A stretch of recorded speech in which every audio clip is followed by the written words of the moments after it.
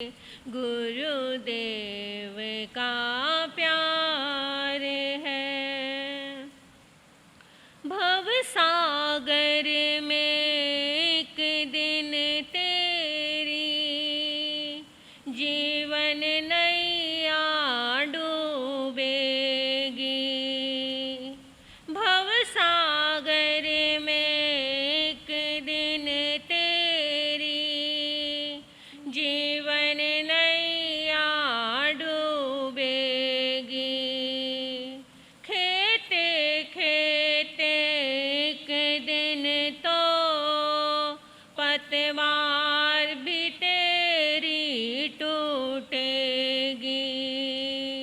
खेते खेते एक दिन तो पतवार भी तेरी टूटेगी।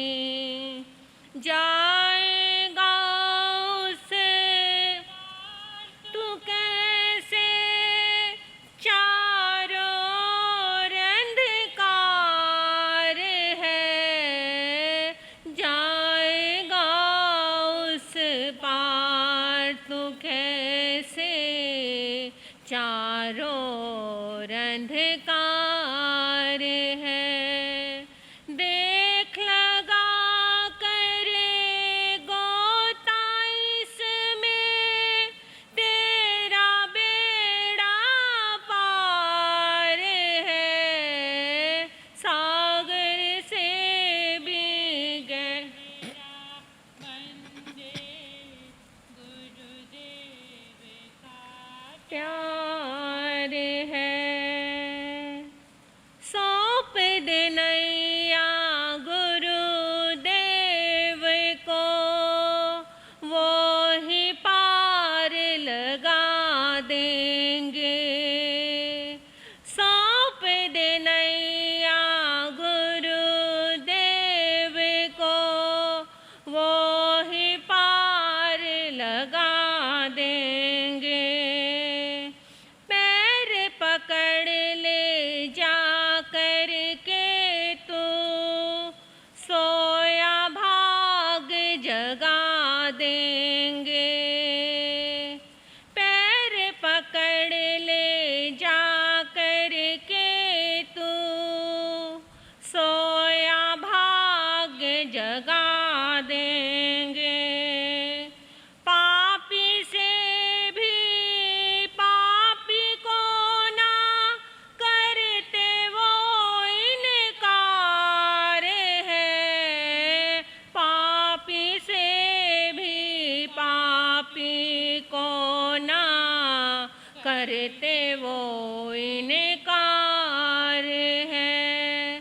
देख लगा करे गोता इसमें तेरा बेड़ा पार है। सागर से भी गहरा बंदे गुरुदेव का प्यार है। सागर से भी गहरा बंदे गुरुदेव का प्यार है। संत समागम वीर कथा भी गुरु कृपा से पाओगे। संत समागम वीर कथा भी गुरु कृपा से पाओगे। खुद आएंगे भगवन घर में, गुरु का आशीष पाओगे। खुद आएंगे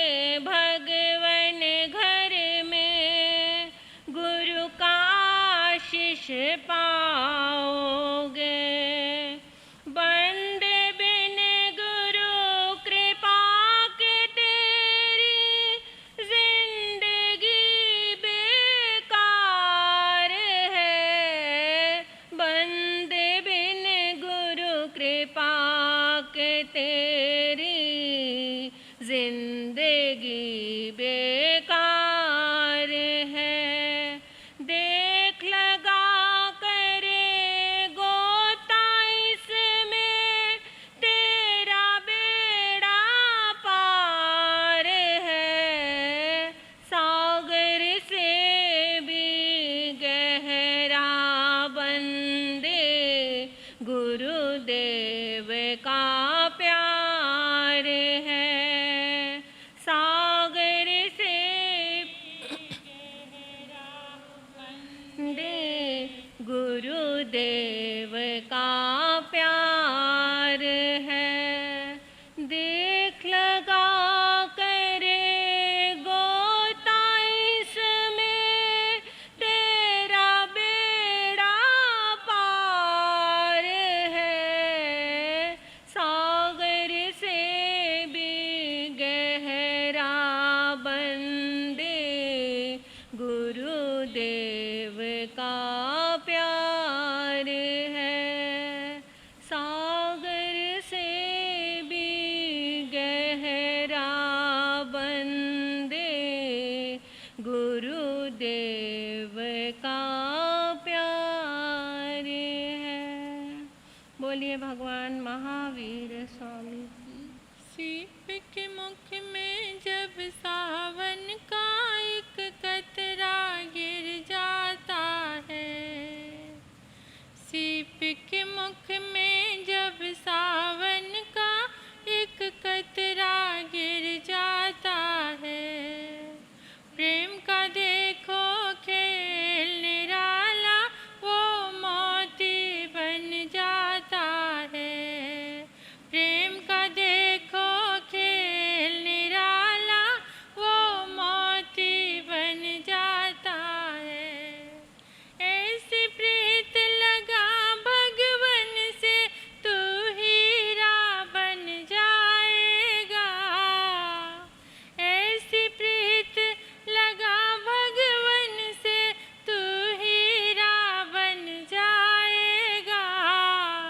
खुद को रंग ले उसके रंग में वो तुझ में रंग जाएगा। बोलो वीर प्रभु महावीर प्रभु। बोलो वीर प्रभु महावीर प्रभु। महावीर प्रभु जय वीर प्रभु। संसार दावानल दाहनी रंग सम्मोह धूलि हरने समीरं। माया रसाधारण सारसीरं। नमामि वीरं गिरिराजधीरं।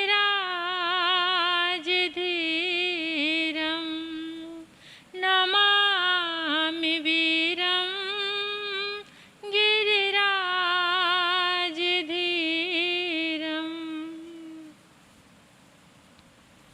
अनंत अनंत मैत्री के मसीहा, दया और करुणा के अवतार, परम पिता परमात्मा प्रभु महावीर के चरणों में कोटिश वंदन नमन। अरिहंत परमात्मा श्रीमंदर स्वामी भगवान के पावन चरणों में कोटिश वंदन नमन। परम दयालु परम कृपालु कर्नाटक गज केसरी आराध्य गुरुदेव के चरणों में कोटिश वंदन नमन। तप का दिव्य वरदान देने वाले मम आराध्य गुरुवरिया श्री प्रवेश कुमारी जी महाराज साहब के चरणों में वंदन नमन। 311 उपवास द्वारा विश्व कीर्तिमान स्थापित करने वाले तपाचार्या तप चक्रेश्वरी उप परवर्तनी गुरनी मैया श्री मोहन माला जी महाराज साहब के चरणों में वंदन करती हूँ, नमन करती हूँ। मेरे जीवन पर अनंत उपकार करने वाले, धर्म का दिव्य दान देने वाले आराध्य गुरनी मैया के पावन चरणों में कोटि कोटि वंदन नमन। स्नेहिल प्रिय छोटी साध्वी, इस पावन प्रांगण में आए परमात्मा के प्यारे प्यारे भक्तों, हृदय के आंगन में आप सभी का स्वागत करती हूँ। अभिनंदन करती हूँ आप सभी की श्रद्धा का, अनुमोदन आप सभी के सुंदर भावों का। धन्यवाद आपके पुरुषार्थ को।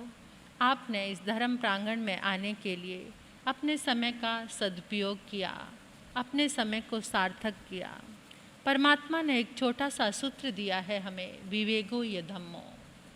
परमात्मा प्रभु महावीर का ये छोटा सा सूत्र कि धर्म क्या है, विवेक ही धर्म है। जब जब जीवन में विवेक को साथ लेकर कोई भी कार्य करोगे, विवेक मतलब सूझबूझ, जागरण के साथ कोई भी कार्य करोगे तो वो कार्य तुम्हारा सफल होगा। उस कार्य के लिए तुम्हें कभी पश्चाताप नहीं करना पड़ेगा, कभी दिल में गलानी का भाव नहीं आएगा। तो ऐसा कार्य, एक छोटा सा ही तो सूत्र है, कार्य करो। परमात्मा ने मना नहीं किया, लेकिन उन्होंने कहा विवेक के साथ, जागरूकता के साथ, जागरण के साथ जब तुम कोई कार्य करते हो सूझबूझ के साथ, तो उस कार्य के पीछे तुम्हें पश्चाताप, गलानी और तुम्हारा जीवन खराब नहीं होता, जीवन सुंदर बनता है। 2 दिन पहले हमने एक विषय प्रारंभ किया था कि व्यक्तित्व का विकास कैसे हो। व्यक्तित्व का आज सभी चाहते हैं। आज तो छोटी छोटी चीज़ों के लिए जगह जगह शिविर चल रहे हैं, सेमिनार चल रहे हैं, कुछ इस तरीके के ट्रेनिंग सेंटर चल रहे हैं जहाँ पर बोलने की, उठने की, बैठने की सब चीज़ें। मैं सोचती हूँ कि जो पुराने लोग थे, क्या उनको बोलना नहीं आता था? क्या उनको खाना नहीं आता था?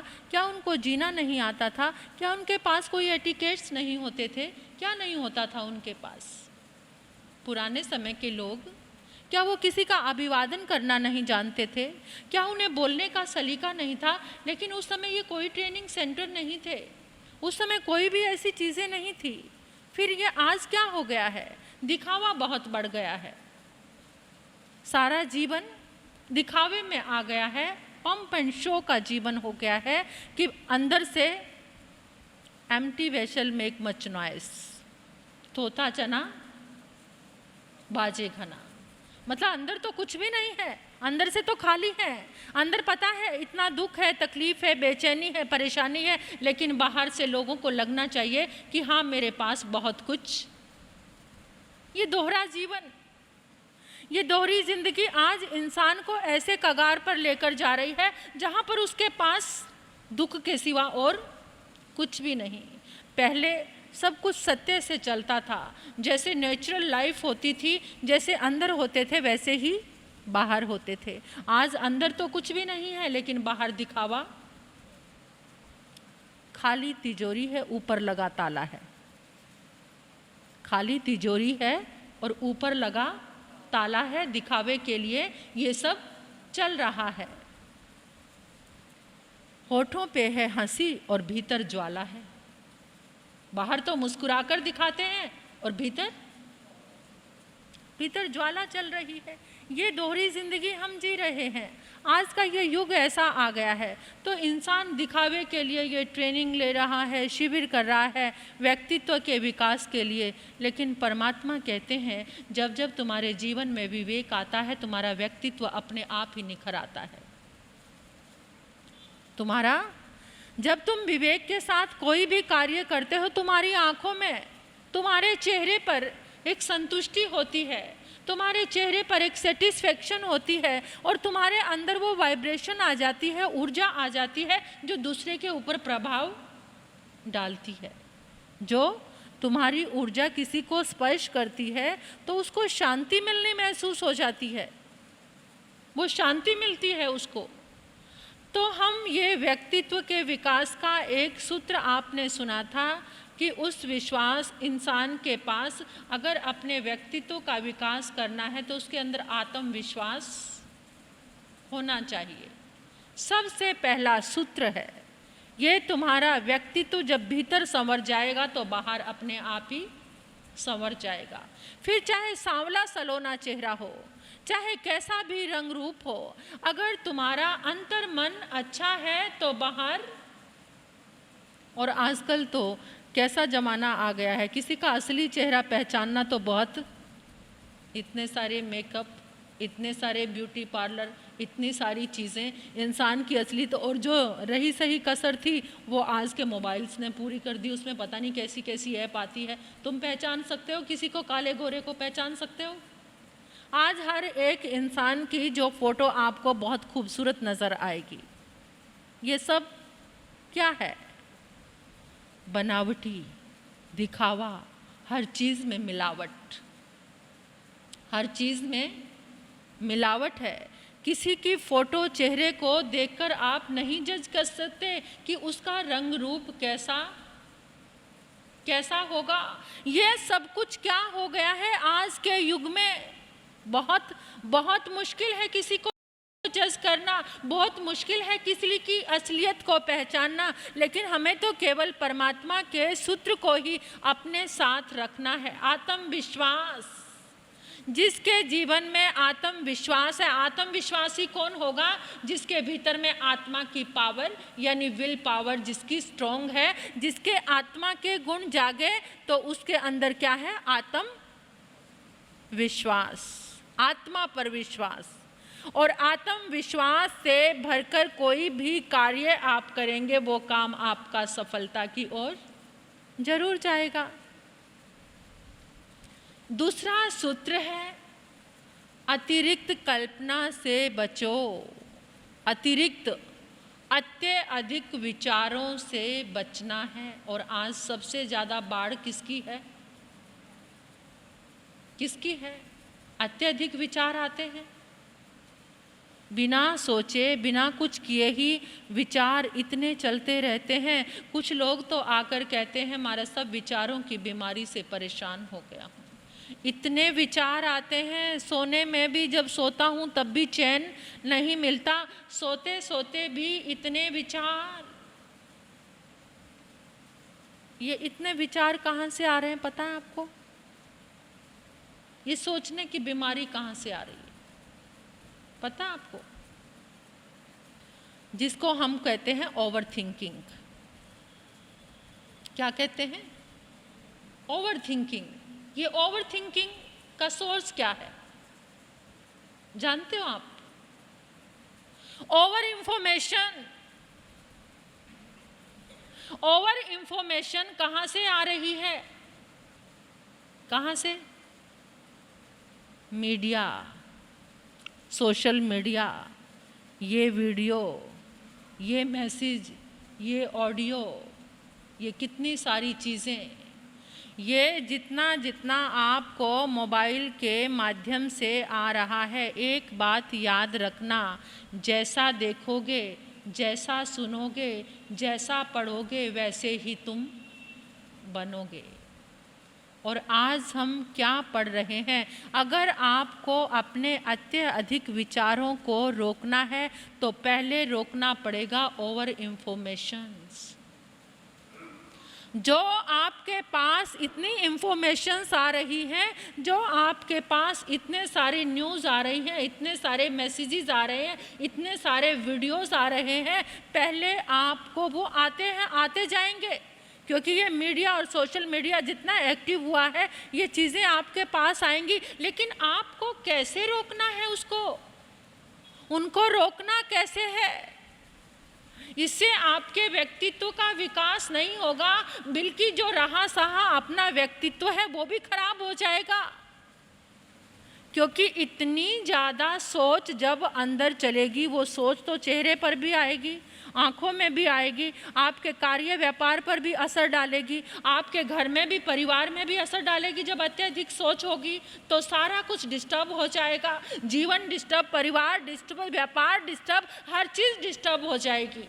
तो उसको रोकने के लिए क्या किया जाए?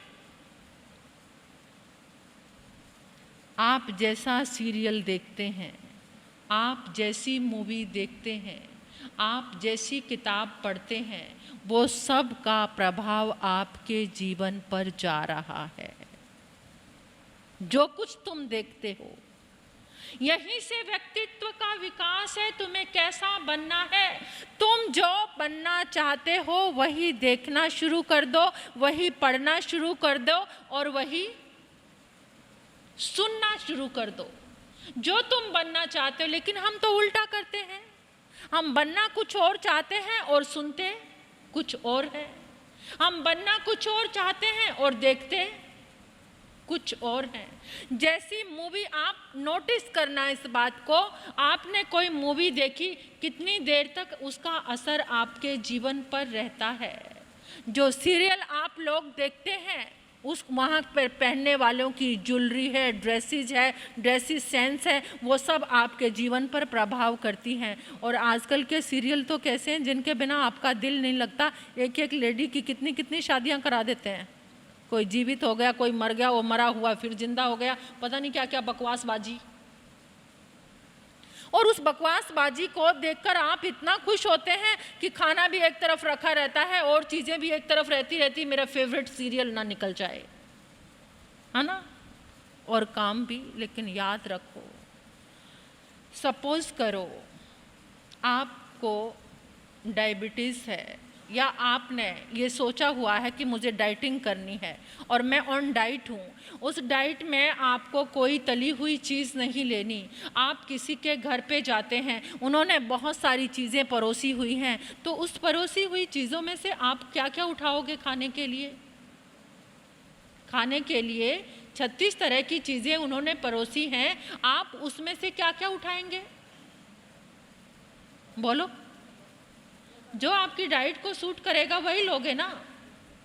आपने सोचा हुआ है कि मुझे तला हुआ मेरी सेहत के लिए अच्छा नहीं है, मेरा कोलेस्ट्रॉल बढ़ जाएगा, और आपने मीठा नहीं लेना कि मुझे डायबिटीज़ है, मुझे बीपी की शिकायत है, बीपी हाई हो जाएगा, मुझे ज़्यादा नमक वाली चीज़ें, तो आप वही उठाएंगे जो आपकी डाइट को सूट कर रहा है। ये फिजिकल डाइट है। लेकिन इमोशनल डाइट में आप इतने केयरलेस क्यों हो जाते हैं? खाली बैठे हो, मोबाइल खोल लिया, जो आने दो धड़ाधड़ पढ़ते जा रहे हो, वीडियो देखते जा रहे हो, सुनते जा रहे हो। क्या करें, टाइम पास तो करना ही है ना। वो टाइम पास नहीं हो रहा, वो सब कुछ आपकी डेस्टिनी पर जा रहा है, वो सब कुछ आपके चित्त पर जा रहा है, उस सब का प्रभाव आपके चित्त पर जा रहा है, वो आपके चित्त को प्रभाव दे रहे हैं, आपका भाग्य बन रहा है उसको देखते देखते। क्योंकि जैसे वीडियो देखोगे, जैसी चीज़ देखोगे, उसका कोई ना कोई संस्कार आपके भीतर। क्या आपने सोचा, सुबह उठकर डिसाइड किया आज मुझे मोबाइल का प्रयोग कैसे करना है? उसमें विवेक आया? सच बताना।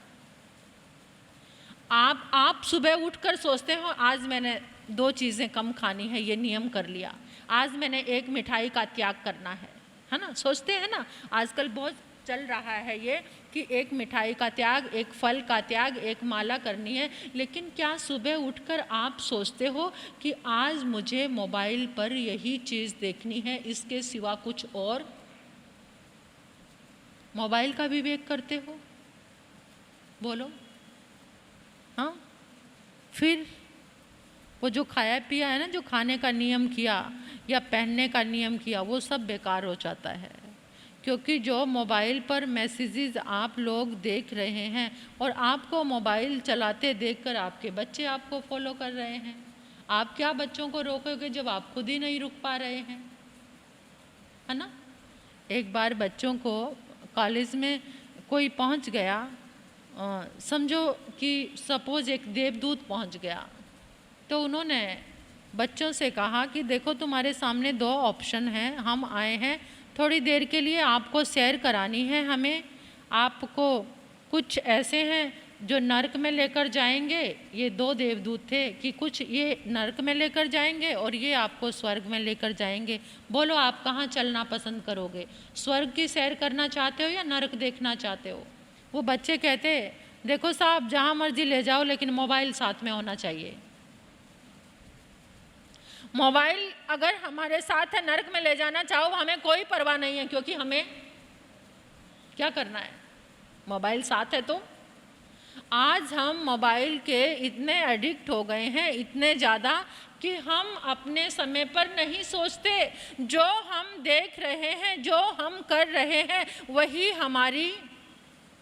वही हमारी ज़िंदगी बनता चला जा रहा है, वही हमारा व्यक्तित्व बनता चला जा रहा है।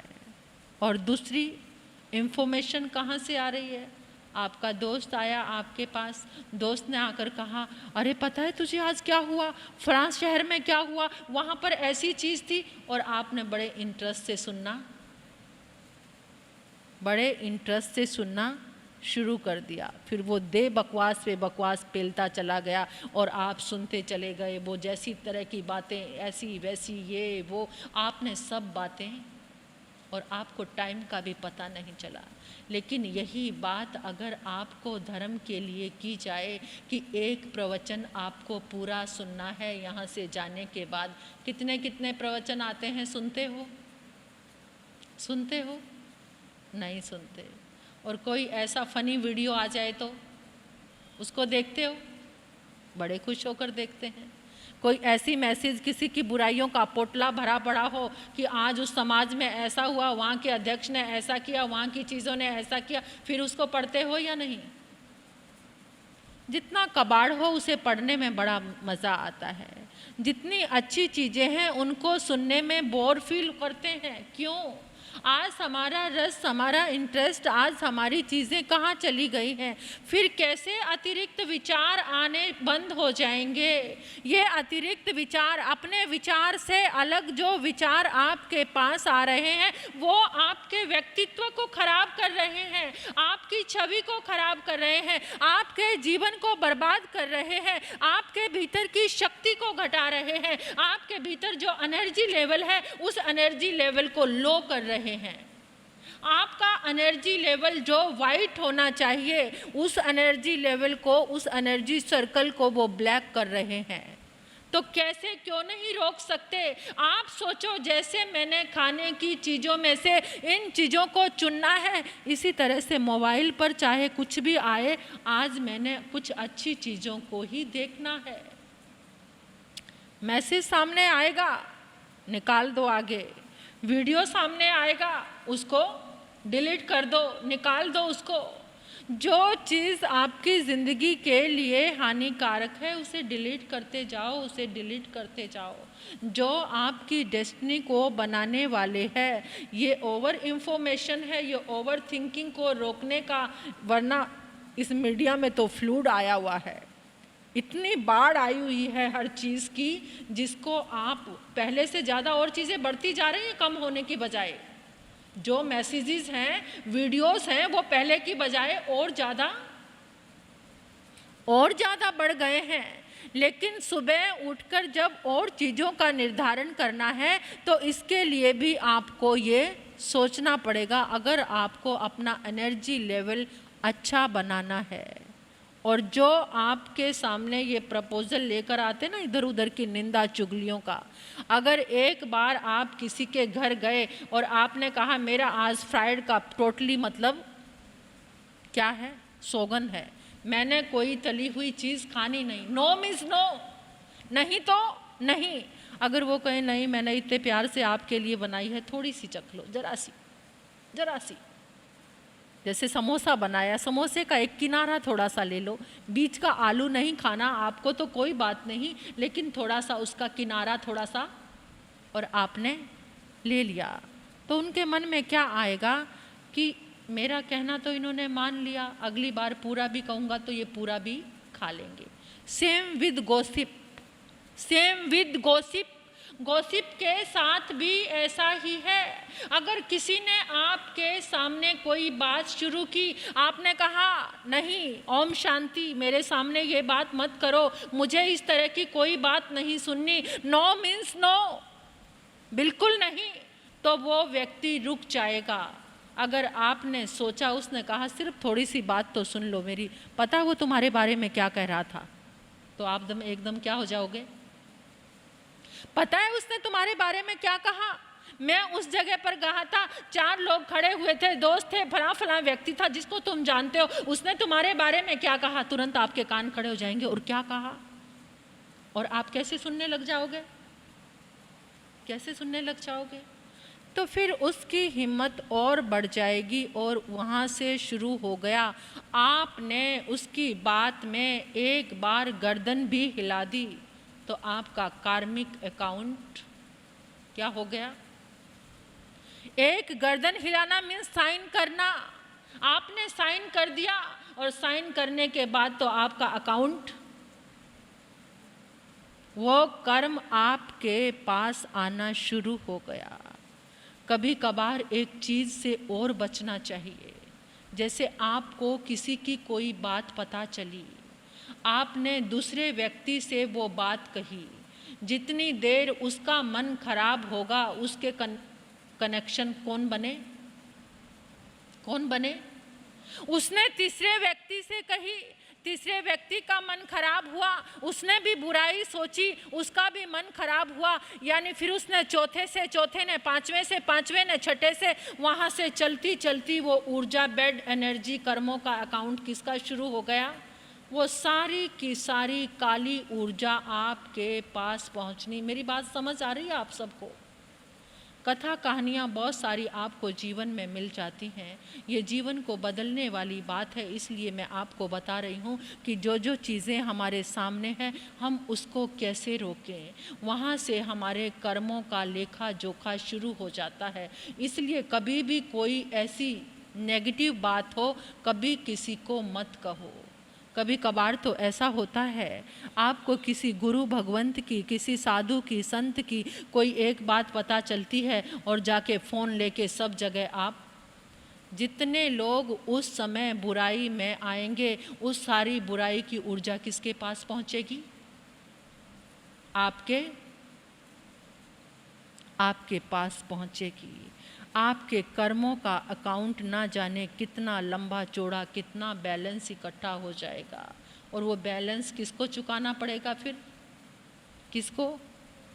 जिसके अकाउंट में आए हैं उसको भोगना ही पड़ेगा। इसलिए व्यक्तित्व विकास का एक साधन ये भी है, अतिरिक्त कल्पनाओं से बचो, अतिरिक्त विचारों से बचो। और अतिरिक्त विचारों से बचने के लिए ओवर इंफॉर्मेशन जो आपके पास पहुंच रही है उसे आपको रोकना ही पड़ेगा।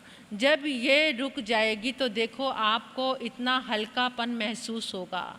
जब ये रुक जाएगी तो आपको फील होगा कि आज मैं शांति में, आज मुझे शांति। इसके 3 पॉइंट और हैं व्यक्तित्व विकास के।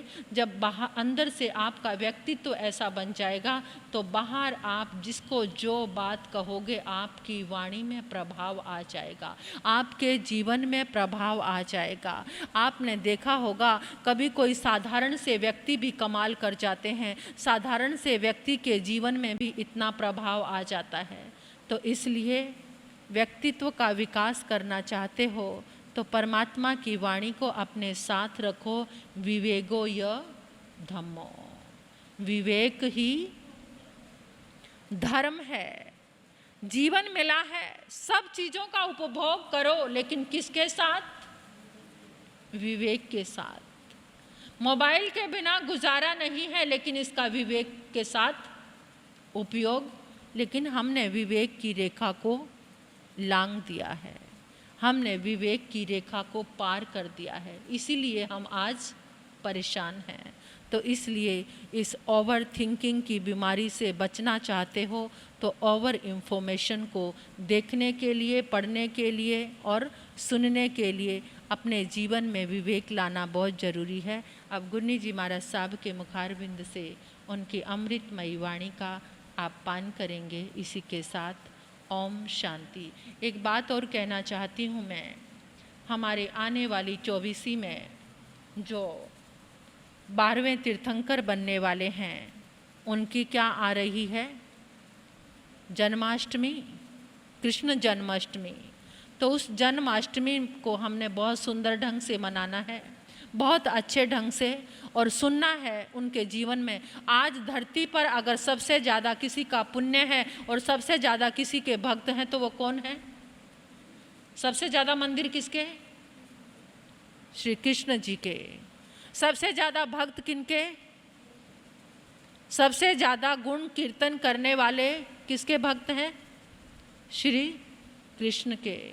तो जिसके गुणों की महिमा इतनी हो, जिनका पुण्य इतना हो, पुण्यवान के गुणों का गान करने से हमारा भी पुण्य बढ़ेगा और वो आने वाली 24वीं में हमारे तीर्थंकर होने वाले हैं। अपने भावी तीर्थंकर के गुणगान क्यों ना अभी से कर लिए जाएं। तो अपने घर से अपने बच्चों को कृष्ण के जीवन से संबंधित जो जो लोग उनके जीवन में आए, कुछ भी बनाकर ला सकते हो।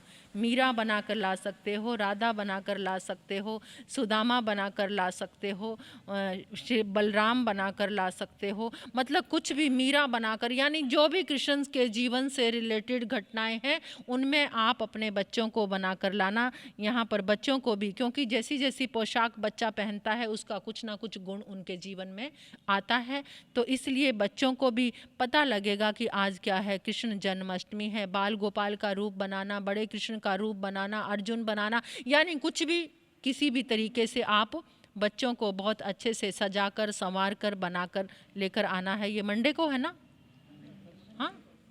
हाँ, परसों है। तो बच्चों को तैयार करके सुंदर सुंदर सी प्यारी प्यारी कृष्ण बाल गोपाल की ड्रेसेस पहनाकर यहाँ लेकर आना और बहुत अच्छा लगेगा यहाँ का वातावरण। हाँ, बड़े महाराज साहब बोल रहे हैं कि मटकी फोड़ने का कार्यक्रम भी आप यहाँ पर रख सकते हो, बैठ के बात कर लेना आप लोग। युवक मंडल के हमारे भाई अध्यक्ष जी आए हुए हैं, तो बात कर लेना। तो बहुत सुंदर ढंग से कार्यक्रम मनाना चाहिए ताकि बच्चों को भी पता चले। ठीक है? मुझे तुमने दाता बहुत कुछ दिया है, मुझे तुमने दाता बहुत कुछ दिया है, तेरा शुक्रिया है। लिया कुछ नहीं बस दिया ही दिया है, लिया कुछ नहीं बस दिया ही दिया है, तेरा शुक्रिया है, तेरा शुक्रिया है। नैनों में हर दम तस्वीर तेरी तूने बनाई है, तकदीर मेरी तूने बनाई है, तकदीर मेरी। कड़ी धूप में जैसे साया किया है, कड़ी धूप में जैसे साया किया है, तेरा शुक्रिया है, तेरा शुक्रिया है। परम श्रद्धा, परम आराध्या, परम पूजनीय तपाचार्या तप चक्रेश्वरी परमात्म स्वरूपा गुरनी मैया के पावन पुनीत चरणार विंदों में हृदय की असीम आस्था के साथ मेरा अनंत अनंत वंदन स्वीकार हो। धर्म प्रांगण में आए मेरे आत्मीय जन,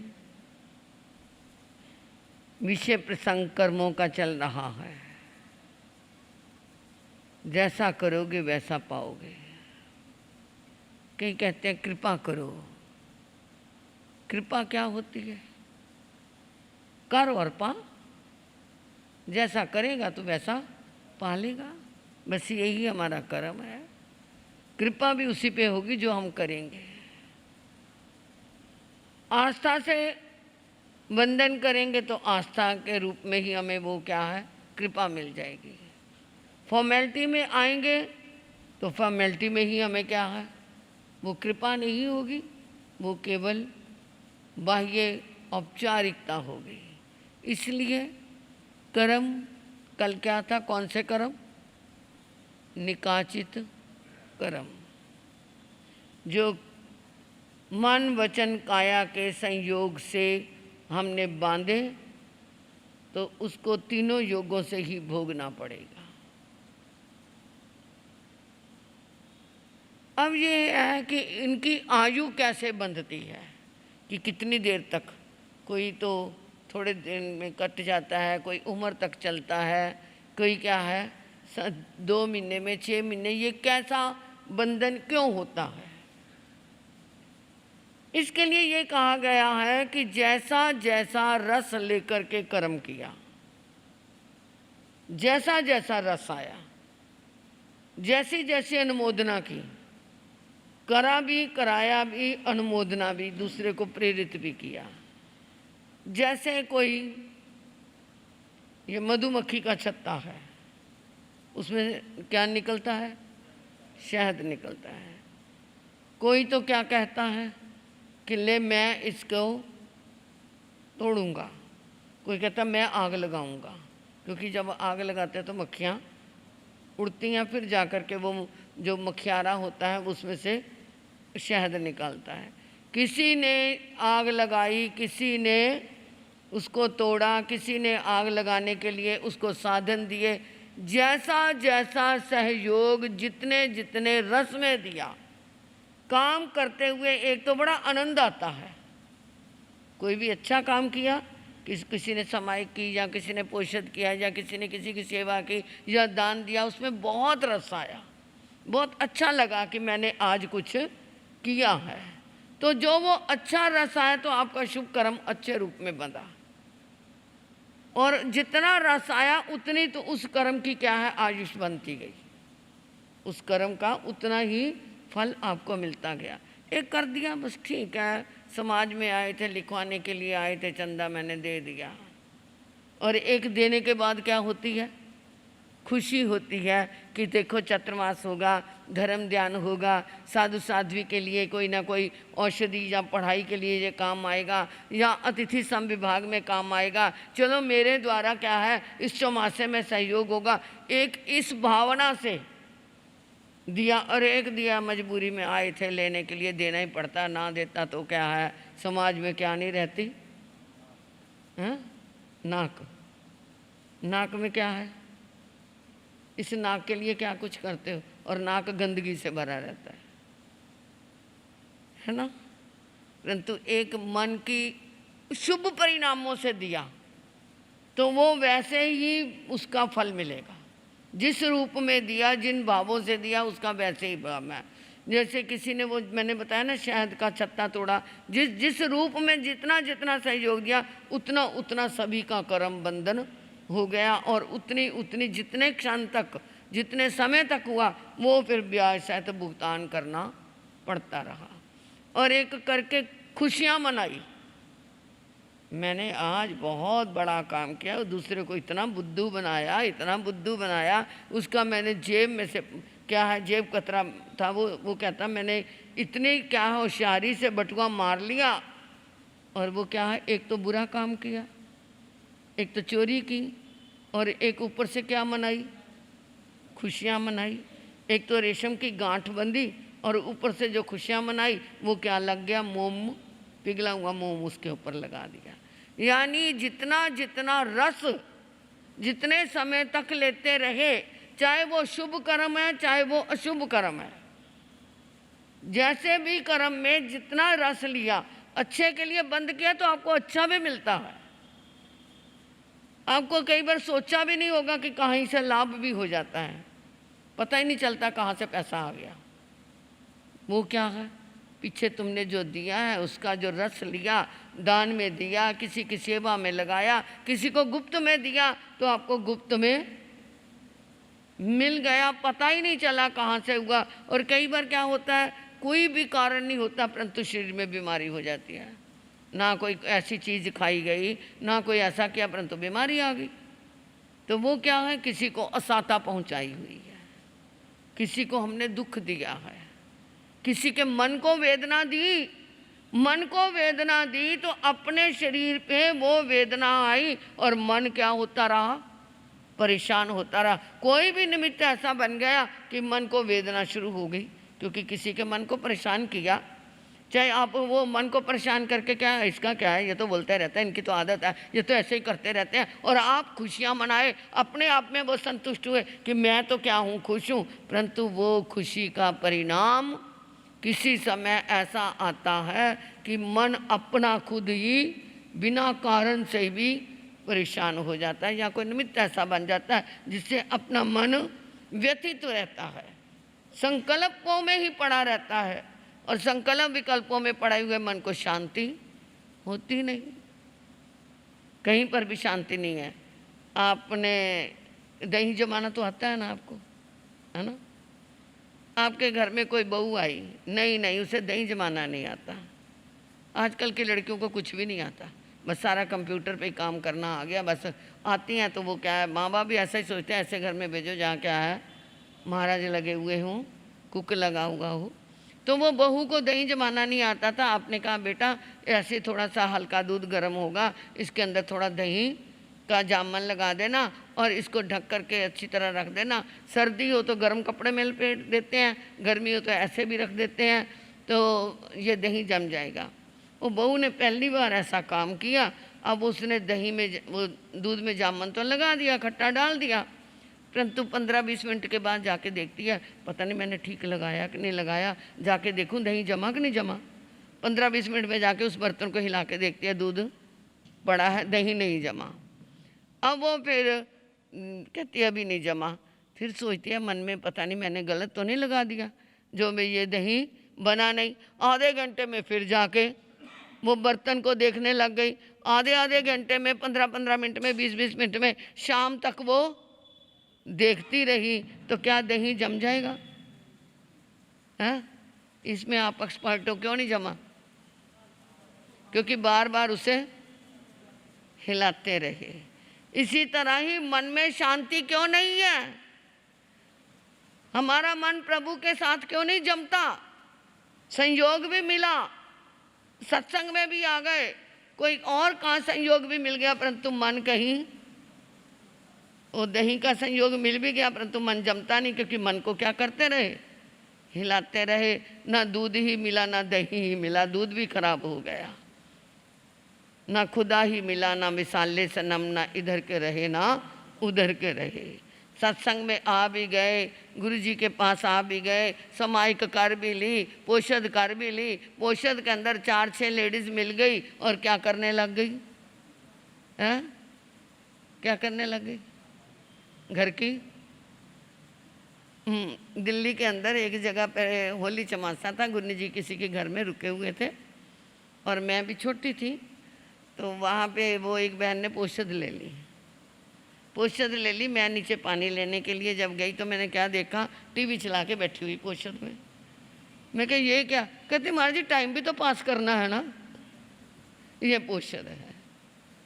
मैंने आके गुरु जी को कहा, बहुत नई दीक्षा थी मेरी, परंतु इन चीज़ों का मुझे बहुत होता था कि करो तो सही करो, नहीं तो ना करो। तो मैंने कहा गुरु जी उसको कहो कि औषध का क्या फ़ायदा, उसको ऊपर बुलाओ और अपने पास बिठाओ। वो कहती महाराज जी आपके पास क्या बातें करूँगी, 2-4 औरतें होती तो मैं अपनी क्या है बहू बेटियों की बातें करके टाइम पास कर लेती। है ये औषध?